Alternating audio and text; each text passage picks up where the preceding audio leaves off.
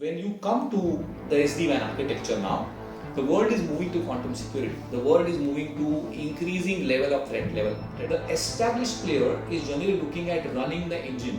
He's not looking at new features or optimization. It can't have a complete private network end to end to the application, which was a scenario not even 5 years back. Most enterprise networks today run on SD-WAN, but very few actually use their full bandwidth. Traditional SD-WAN solutions rely on something called load balancing. It distributes traffic across multiple links. But here's the catch. Each session still uses only one path at a time. So even if you have 3 or 4 links, you're never really using them together. When one link slows down or fails, traffic shifts, packets drop, sessions break, and users feel it. So the real question is, why are networks still designed this way? Mr. Samir Kansay from Cnergee explains the very question we all have. I have a question, right? That why do most SD-WANs solutions specifically are still relying on load balancing while Cnergee talks about true bandwidth aggregation? Because this is the first time I'm hearing this. When you come to the SD-WAN architecture now, the world is moving to quantum security. The world is moving to increasing level of threat-based attacks. And the world is moving to most applications being in a cloud environment where they were largely previously in a private environment.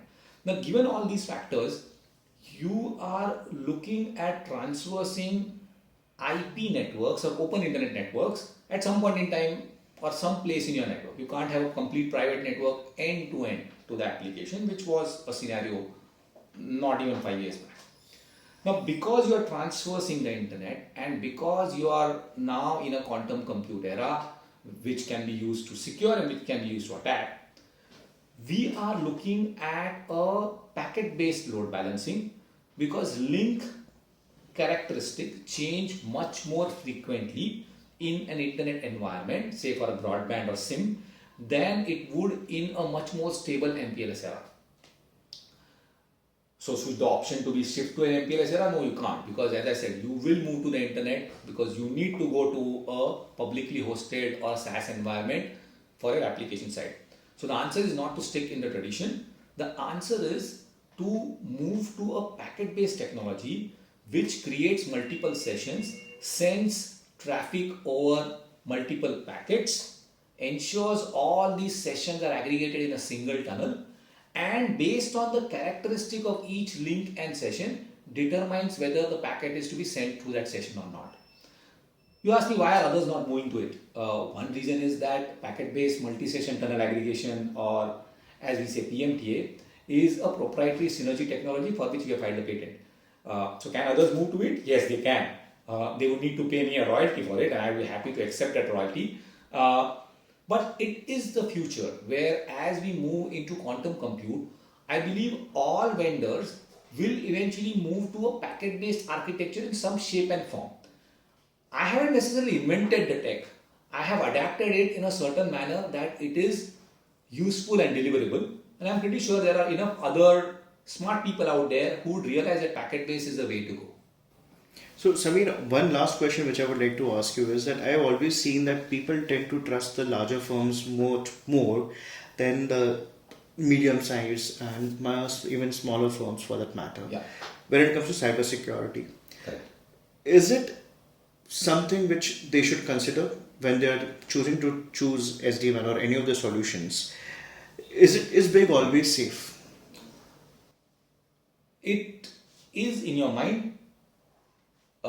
But again, let's look at two analogies from two different sectors, right? Let's look at automobiles because that's what everyone appreciates and understands. If you look at automobiles, there was a point in time not 2 years back where you would only trust a Mahindra or a Tata's or some of the leading brands like Maruti. But today, as far as electric cars are concerned, the most in-demand brands are actually BYD. It was not there.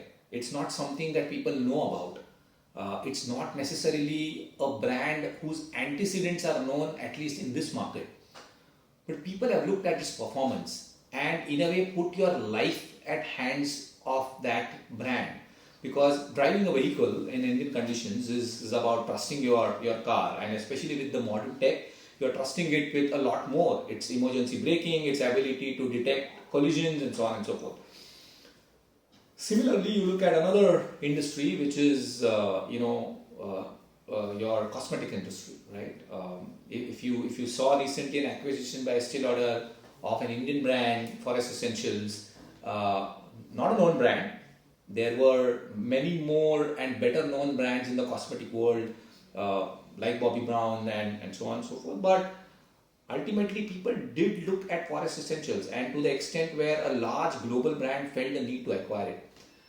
So the point of all this is that should you not trust an established brand? Absolutely, right? That's human nature to trust something which has been around and has a solid foundation. But not experimenting or discounting new brands just because they are new is not the correct perspective. And forget the fairness to the brand and make in India. It's not the correct perspective for your organization, because new technology innovations are always done by an innovator who is small and hungry. The established player is generally looking at running the engine. He's not looking at new features or optimization. It does not need to. He has a pipeline of revenue and sales which is trying to push.